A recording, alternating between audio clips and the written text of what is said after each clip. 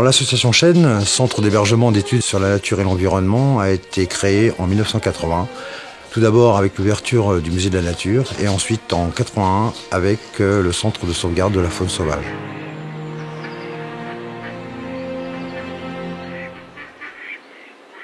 Alors ces deux complexes sont séparés, c'est-à-dire qu'il y a le pôle nature, qui est un complexe où on fait de l'éducation à l'environnement avec un musée de la nature et un complexe pédagogique où on se trouve, et le centre de soins qui lui va accueillir la faune régionale afin de la soigner et de la remettre dans le milieu naturel.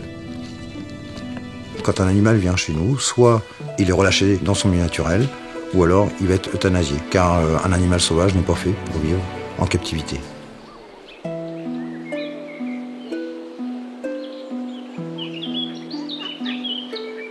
Au niveau du centre, nous accueillons environ 1500 animaux par an.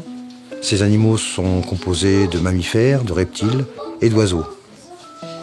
On est spécialisé dans les oiseaux marins, en particulier le démazoutage, bien sûr, il y en a de moins en moins, on ne va pas s'en plaindre.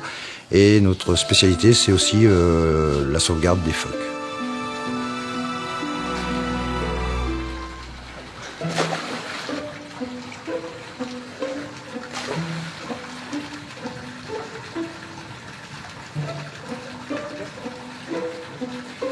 On va identifier les phoques en posant une boucle.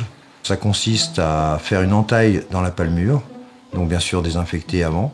Ensuite, on va percer avec le scalpel de façon à éviter une nécrose. Donc une fois la bague posée, ça va nous permettre de faire un suivi de l'animal, car sur le littoral, il y a des gens qui repèrent les phoques bagués et nous informent de leur devenir. Tiens, prends devant, prends devant. Ah.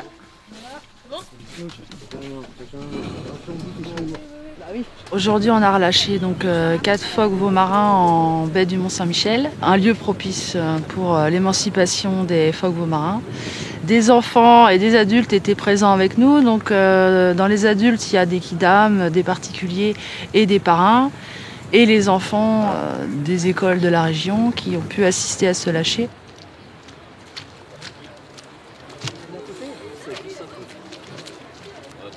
C'est important d'inviter des gens comme ça, que ce soit des adultes ou des enfants, pour leur expliquer comment marche l'association, comment marche le chêne, qu'est-ce qu'un phoque veau-marin. Et c'est vrai que d'assister au relâché des jeunes phoques veau-marins, c'est la petite touche finale, quoi.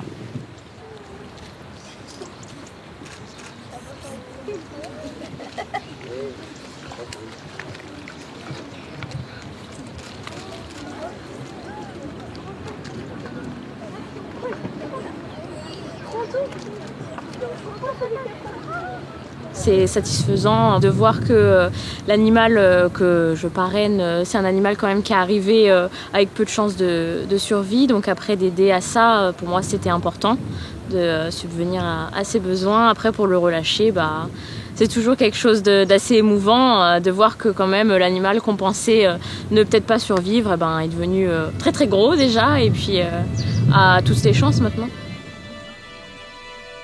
Le pôle nature, grâce à son musée et à sa salle pédagogique, reçoit chaque année 2500 à 3000 scolaires.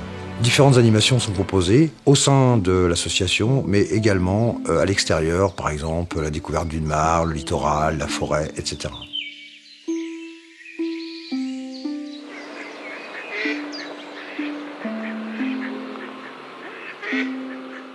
Au centre, aucun infirme, c'est-à-dire qu'aucun animal n'est gardé en captivité volontairement, sauf un chevreuil qui sert de pilote. Quand on a un faon, on va l'élever au biberon et pour que l'animal puisse connaître son espèce, on va se servir d'un pilote. C'est un faon qui a été récupéré suite à un heurt avec une voiture et la chevrette est morte sur le coup. Elle a mis bas 3 jeunes, dont 2 morts-nés et celui-là qui, quand il est né, a vu l'homme. Cet animal est complètement imprégné, donc il n'est pas relâchable dans la nature. En plus, c'est un mâle, donc un mâle en captivité, c'est extrêmement dangereux. Donc on est obligé de castrer l'animal de façon à éviter des accidents. C'est pour ça que les gens qui élèvent des fois un faon ne se rendent pas compte des conséquences.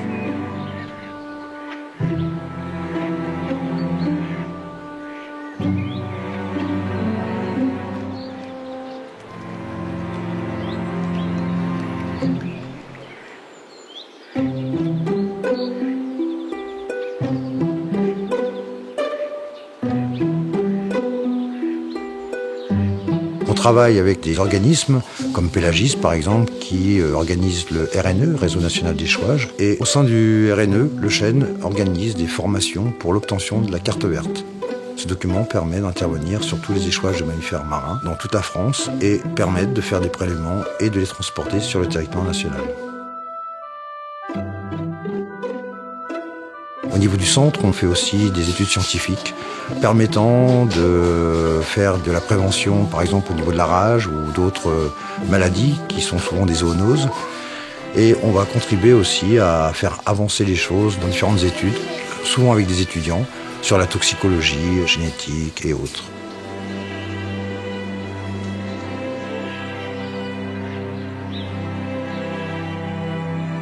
Le centre de soins sert à sensibiliser les gens, c'est-à-dire que tout ce que l'on fait, bon bien sûr, il y a les animaux qui vont être soignés, sauvés et remis dans le milieu naturel, mais autour, il y a une sensibilisation à connaître la nature qui est extrêmement importante.